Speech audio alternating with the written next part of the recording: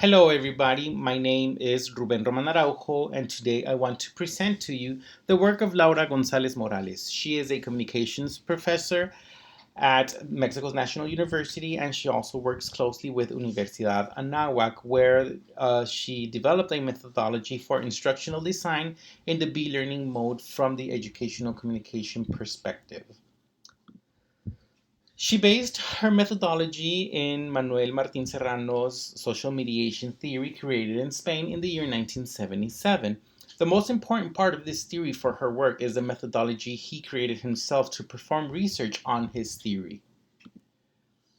The statement she uses is that comprehensive educational experience can be reached when you have creativity combined with professionalism, and all this within a good communication environment. A little background so we can understand what's going on is that educational approaches can be done within a C-learning, the classroom learning, which is the traditional in-person education, the electronic learning, which is done asynchronously, and a blended learning, where it's a combination of the C-learning and the e-learning. There's also mobile learning, where we are already used to that through Canvas, where we just take a mobile device or a mobile gadget to do our learning, and an ubiquitous learning, which is relatively new, where virtual reality comes into place of classroom scenarios.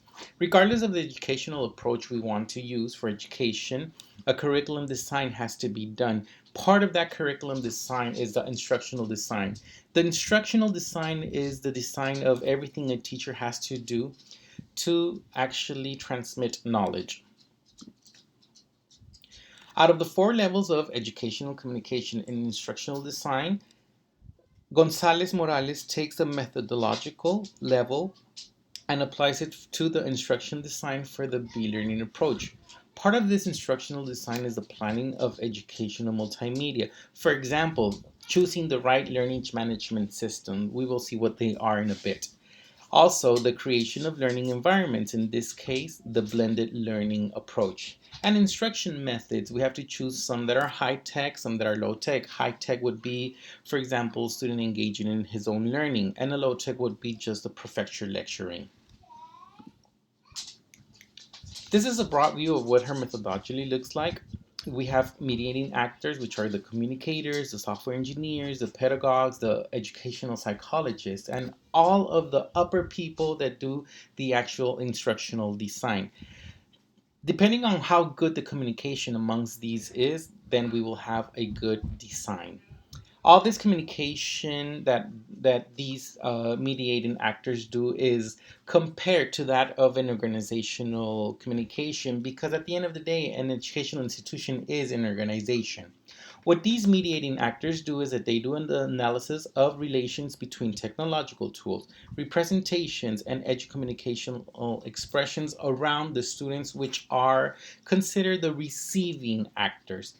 All of this is done to achieve educational objectives.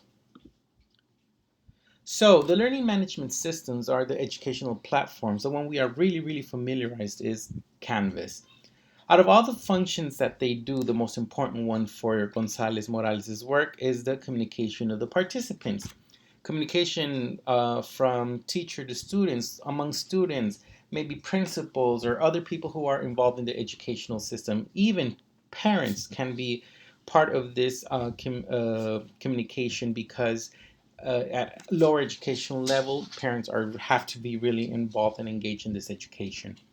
So the stages for this instructional design are: number one, the systematic characteristics of the educational institution. For example, where it is and what kind of students does it have. The natures and features of the learning management systems that can be used for this institution.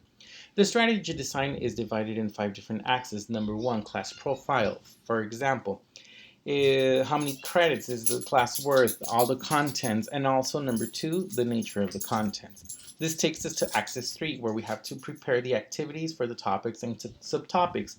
This is a really an interesting axis because we have communication software, content management, and group management, and all the communication that has to be done between these three.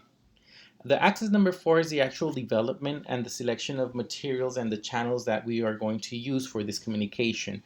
in education. And then number 5 is the educational evaluation done to students. Number 4, we have the evaluation of the design class. Did the design work?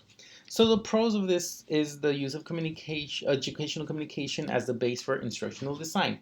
It is highly organized, creative, and requires professional work from acting mediators. Again, this is like organizational communication. And it has an excellent use of digital and technological tools. The recommendations I would do to this author is that there's not a lot digging into the learning styles of the students, so a Freirean approach can be used to assess this matter. Finally, to conclude, we have human nature, affection nature, psychomotor nature, and intellectual nature in the blended learning.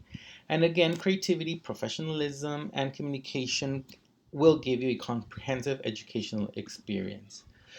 Well, thank you very much. My name is Ruben Roman Araujo, and here's my email if you have any questions or comments.